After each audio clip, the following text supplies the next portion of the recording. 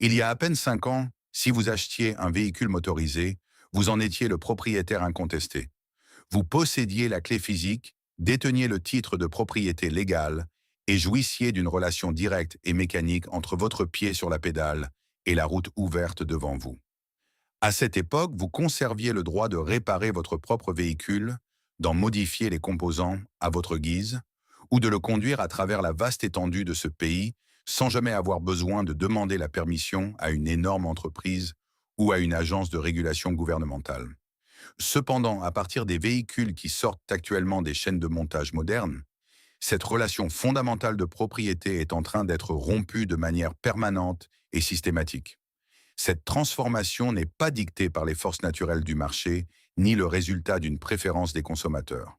Au lieu de cela, c'est la conséquence d'un mandat fédéral enfoui au plus profond d'une législation massive de 1100 pages que presque personne à Washington n'a pris la peine de lire avant de voter.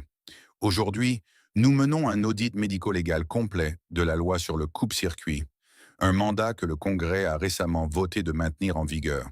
Nous examinerons pourquoi la technologie requise pour cette loi ne fonctionne pas encore de manière fiable, et nous découvrirons ce que chaque mécanicien indépendant en Amérique comprend déjà, mais que les concessionnaires corporatifs ne vous révéleront jamais. Chaque cas d'abus de pouvoir automobile dans notre histoire commence par la même justification exacte, la sécurité. En novembre 2021, le président Biden a promulgué la loi sur l'investissement dans les infrastructures et l'emploi, Infrastructure Investment and Jobs Act. Si la plupart du public s'en souvient comme du projet de loi sur les routes et les ponts, très peu sont conscients de ce qui est caché à partir de la page 404. Dans une section intitulée Technologie avancée de détection de la conduite avec faculté affaiblie, se trouve un mandat fédéral exigeant que chaque nouveau véhicule de tourisme vendu aux États-Unis soit équipé d'un système capable de détecter passivement l'affaiblissement du conducteur.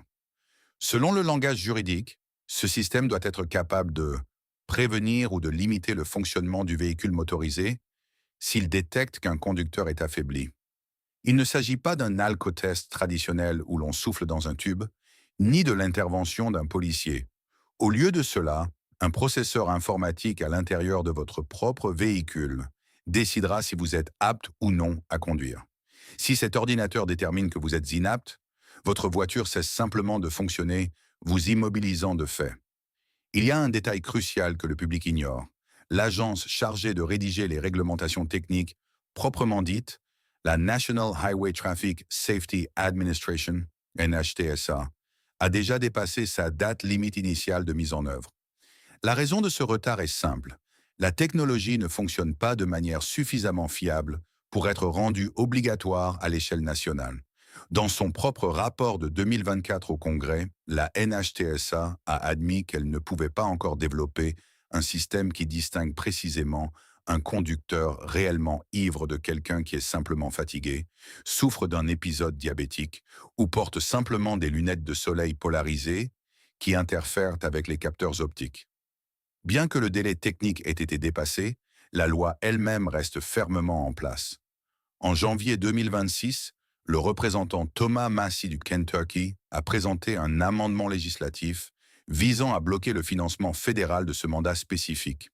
Cependant, l'amendement a échoué par un vote de 164 contre 268, 57 républicains ayant traversé l'allée pour rejoindre les démocrates afin de le rejeter.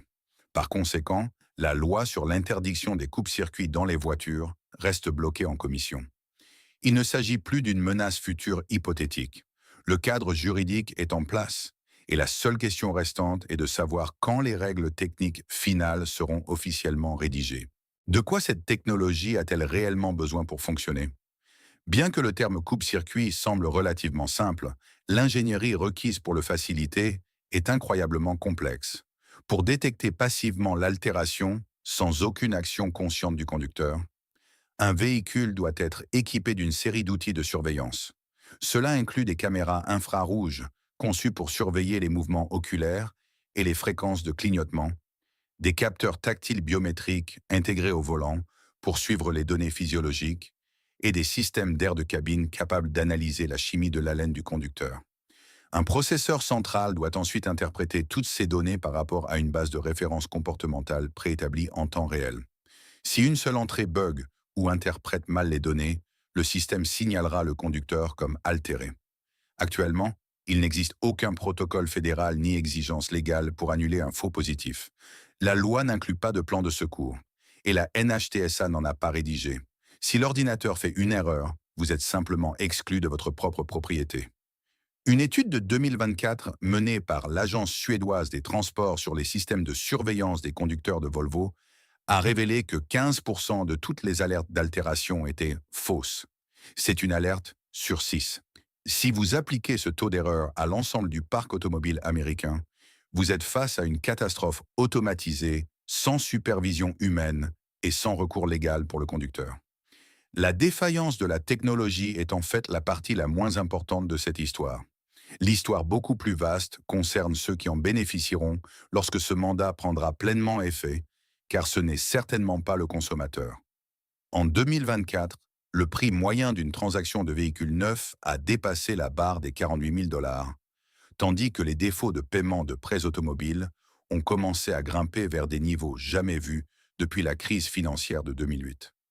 Traditionnellement, la saisie d'un véhicule est une entreprise coûteuse pour un prêteur, coûtant souvent jusqu'à 1 000 $ en frais de remorquage et de recouvrement.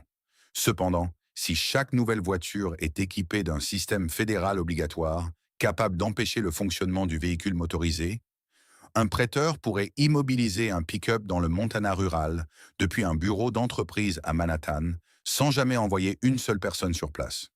Il n'y aurait pas d'agent de recouvrement, pas de confrontation physique et zéro coût pour le prêteur. Cette infrastructure existe déjà dans le monde commercial. Les prêteurs automobiles à risque ont utilisé des dispositifs coupe-démarreurs basés sur le GPS pendant plus d'une décennie par le biais de sociétés comme Pastime et Spirion. Le mandat de 2026 n'invente pas ce concept. Il le rend simplement un équipement standard et obligatoire sur chaque véhicule vendu en Amérique, quel que soit l'historique de crédit ou la situation financière du propriétaire. Si vous croyez que les constructeurs automobiles luttent contre cette ingérence fédérale, vous devez comprendre pourquoi ils l'adoptent en réalité. Nous avons déjà vu le passage au logiciel en tant que service dans l'industrie automobile.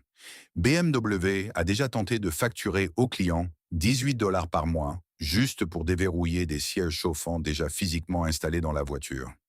Toyota a mis en place des frais mensuels de 8 $ pour la fonctionnalité de démarrage à distance utilisant la télécommande fournie. General Motors a annoncé que des abonnements OnStar actifs seront requis pour accéder à certaines fonctionnalités de sécurité de sa gamme 2026. Le matériel est déjà présent dans les véhicules. Le modèle économique est désormais basé sur l'abonnement. Si un constructeur automobile possède l'architecture logicielle pour désactiver vos sièges chauffants en cas de paiement manqué, cette même architecture peut facilement gérer la désactivation de votre moteur. Ce mandat fédéral ne donne pas aux constructeurs automobiles une nouvelle capacité. Il leur fournit une couverture juridique pour utiliser les capacités invasives qu'ils ont déjà intégrées à leur plateforme. Si ce scénario vous semble familier, c'est parce que les agriculteurs américains ont déjà vécu exactement la même lutte avec un type de machine différent et ils ont complètement perdu le combat. En 2015, John Deere a soutenu devant un tribunal fédéral que les agriculteurs ne possédaient pas réellement leurs tracteurs.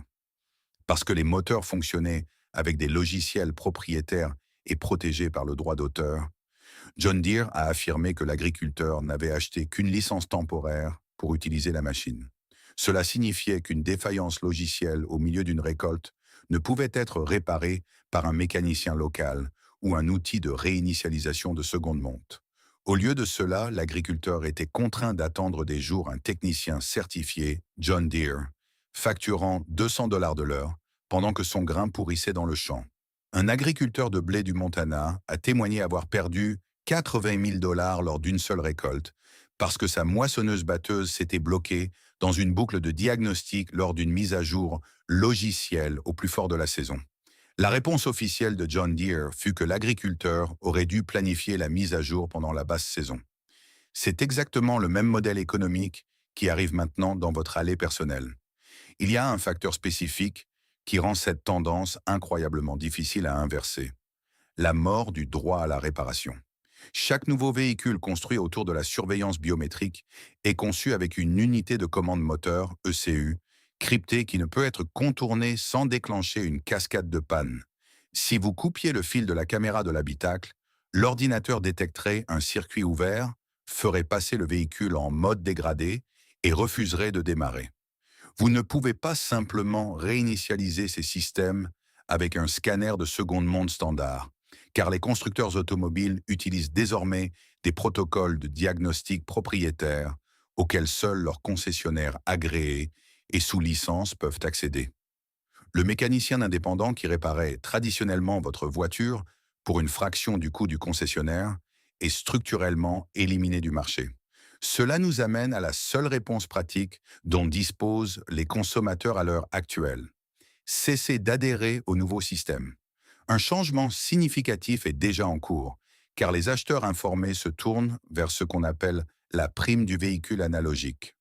Les véhicules fabriqués avant 2015, avant que la télémétrie cellulaire obligatoire et l'infodivertissement crypté ne deviennent la norme de l'industrie, prennent actuellement de la valeur plus rapidement que presque tout autre actif durable sur la route.